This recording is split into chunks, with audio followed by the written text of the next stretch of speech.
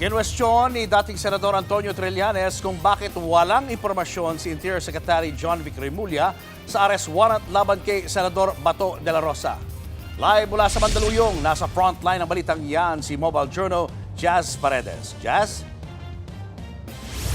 Julius, pinweltahan nga ni dating Senador Antonio Trillanes si Interior Secretary John Vic Remulla. Hanggang ngayon nga daw kasi ay maraming pugante pa ang malaya at hindi pa naaresto ni Senador Bato de la Rosa. Mismo ang ICC na ang naglahad ng Nobyembre pa inisyu pero ngayon lang isinapubliko ang arrest warrant laban kay Senador Bato de la Rosa. Yan ay matapos pangalanan si Senator Bato de la Rosa bilang co-perpetrator sa drug war ng Duterte administration. Inanunsyo pa yan noon ni Ombudsman Boying Remulla. Kaya naman si Senador Antonio Trillanes IV, kinwestiyon ang kapatid ng Ombudsman ni si Interior Secretary John Vic Remulla. Sinabi kasi ni Remulla na wala pang natanggap na impormasyon ang DILG tungkol sa arrest warrant laban kay De La Rosa. Pakinggan natin ang pahayag ni dating Senador Trillanes. Ako, nagdududa na ako rito kay Secretary John Vic kung kanino ba talaga kakampi ito. Kasi nung over the weekend, nung may ganyang ugong-ugong, nagmalaki siya na may 10,000 nga na pulis na nagbabantay daw, maghahanap. Kung binawas-bawasan niya yung kape-presto niya, baka may nahuli siya . Kasi lahat po ng pugante ay malaya under Secretary John Vic. Dahil hindi naman niya ginagawa yung trabaho niya. Sinubukan nating kunin ang pahayag ni DILG Secretary John Vic Remulla kaugnay nito.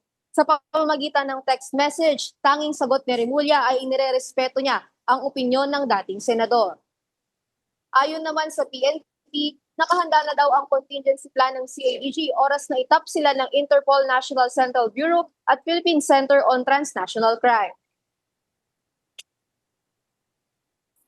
Ang CIDG ang pangunahing unit ng Philippine National Police na sinasabi natin mangunguna doon sa contingency plan na i-implement natin. So handang-handa naman ang Philippine National Police, lalo na po yung ating CIDG personnel, na kung sakasakaling maitap na sila ng NCBPCTC na implement yung ICC warrant.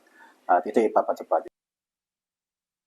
Samantala, inilahad din ng PNP na pinaigting na nila ang manhunt operations laban sa puganting negosyanteng si Atong Ang, dating Bureau of Corrections Chief Gerald Bantag at dating pulis na si Rafael Dumlao III.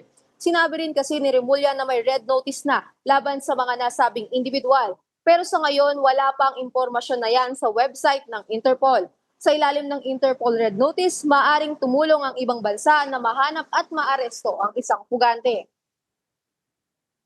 Julius, sa usapin ng sabina at posibleng aksyon ng CIDG kaugnay sa investigasyon sa extrajudicial killing sa Davao Region ng siya pang Davao Police Chief noon.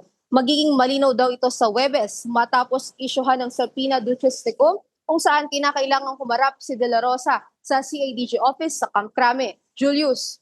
Maraming salamat, Jazz Paredes. Mga kapatid, Julius Babaw po.